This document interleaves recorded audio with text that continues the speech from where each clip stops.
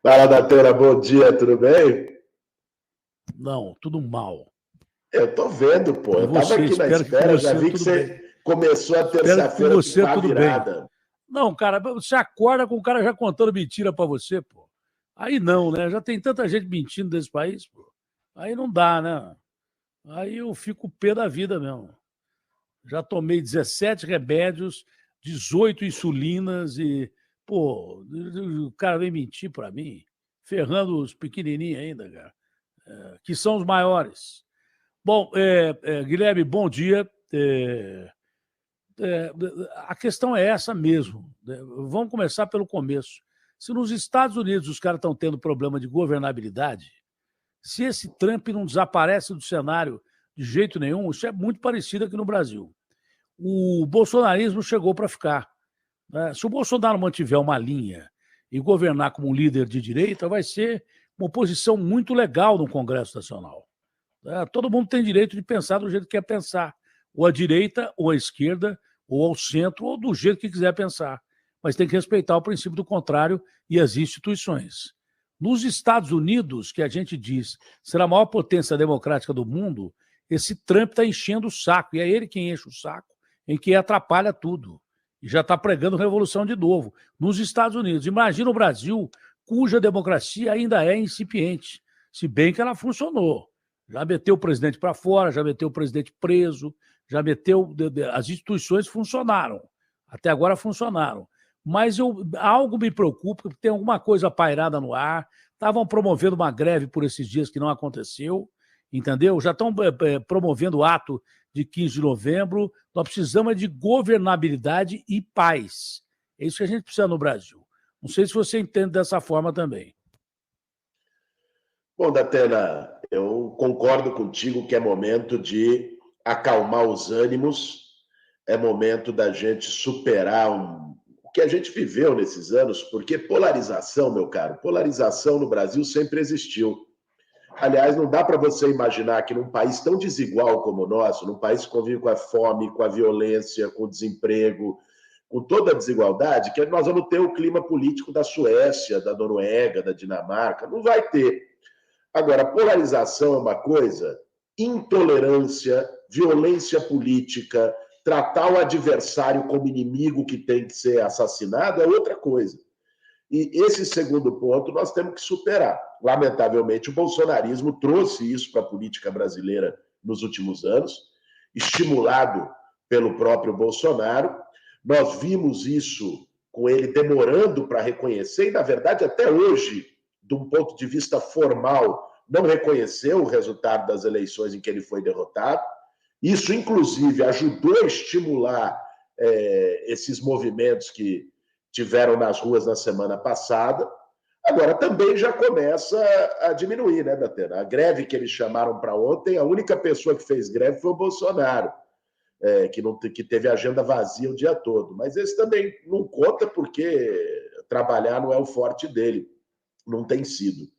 Mas eu acho que o papel, tanto da equipe de transição agora, como do governo Lula, é construir uma pacificação dos ânimos, é superar esse momento de intolerância e dar conta dos desafios de reconstrução nacional, dar conta do desafio de poder aumentar o salário mínimo, poder voltar a gerar emprego e renda, poder combater a fome, todos esses temas que, aliás, a gente falou muitas vezes aqui, tive a oportunidade de falar no seu programa várias vezes durante os últimos meses e últimos anos, sobre o aumento da fome, o aumento do desemprego, a necessidade de um auxílio de 600. Você tem sido um defensor de todas essas pautas populares também, de retomar investimento público em moradia, em transporte público, em infraestrutura.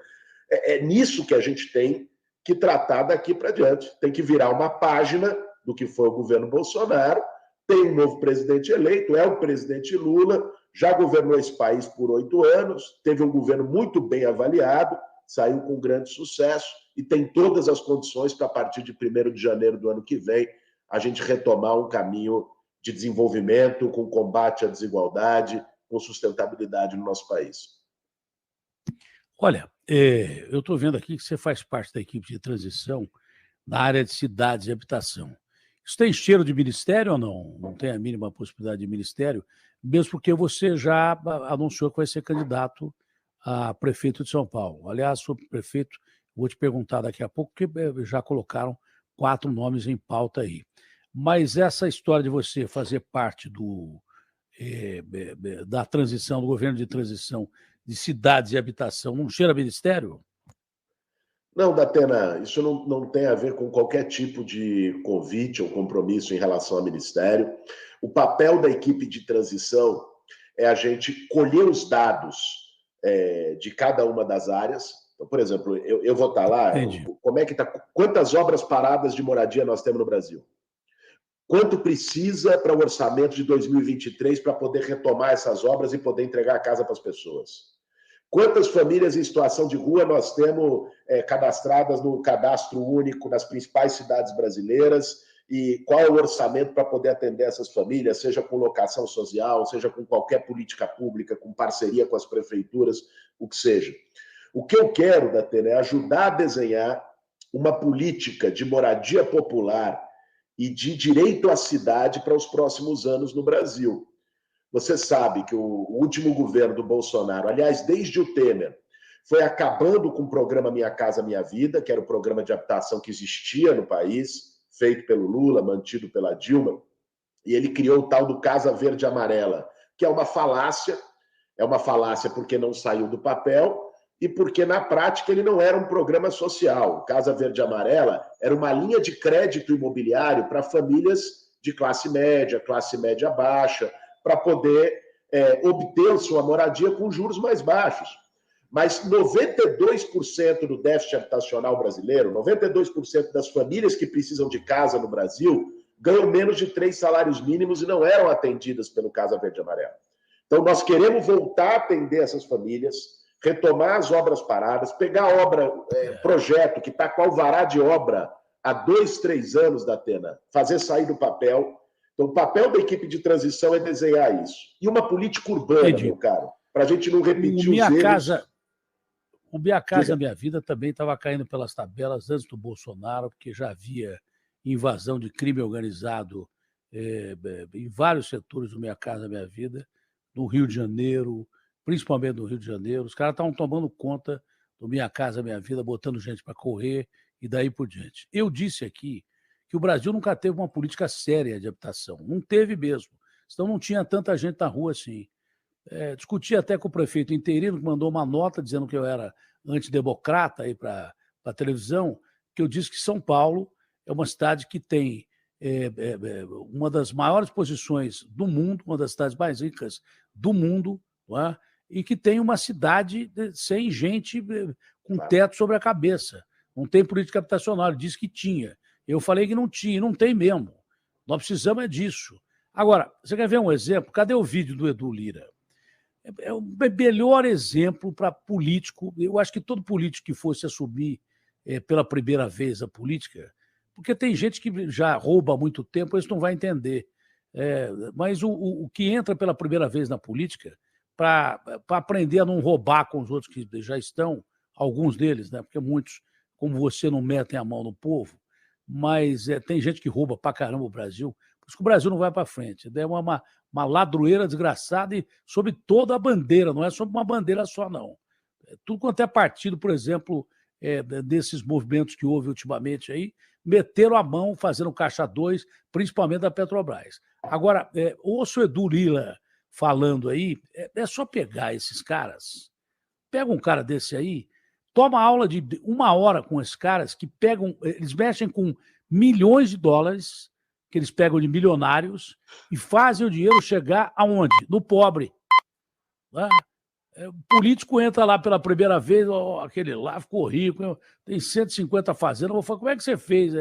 Eu pego 100 para mim e dou 20 para o povo e tal, já tá bom. O povo não precisa tanto e tal. Então, pegar esses caras pretos, Zezé da CUFA, Marcivan da CUFA, Edu Lira, do Gerando Falcões, Alcione da Amigos do Bem, pega esses caras e tem uma aulinha com esses caras de como você administrar milhões que não são seus, né? E fazer chegar na ponta que é o pobre. Quer ver o vídeo que o Edu Lira me mandou agora de manhã? Vamos ver, vamos rodar. Salve, galera! Concorda comigo que essa casa aqui representa o Brasil atolado no século XVIII? Uma vergonha social.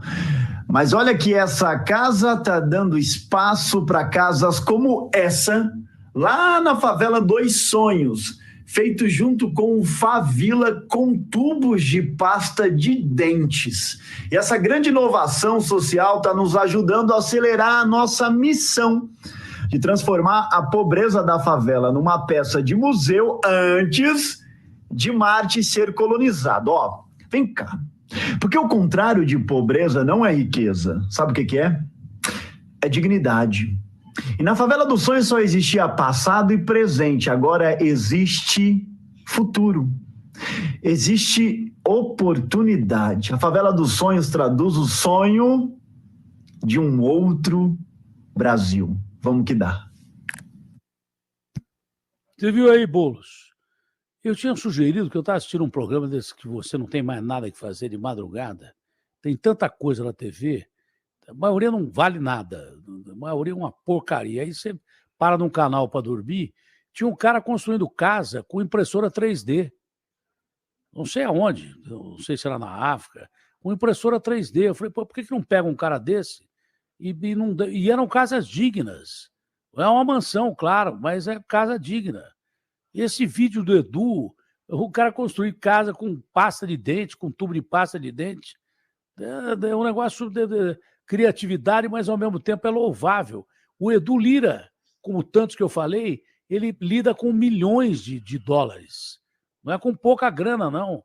Nós fizemos uma campanha Band Abraço, arrecadamos num curto espaço de tempo com essas entidades aí, a CUFA, Amigos do Bem, Gerando Falcões e Logística, nós conseguimos mais de 120 milhões de reais no meio da pandemia, da campanha Band Abraço. Então, meu irmão, é possível. Primeiro, basta ser honesto. Dinheiro que você pega do povo, devolve para o povo. Não vai comprar fazenda e... Pô, tinha um cara que tinha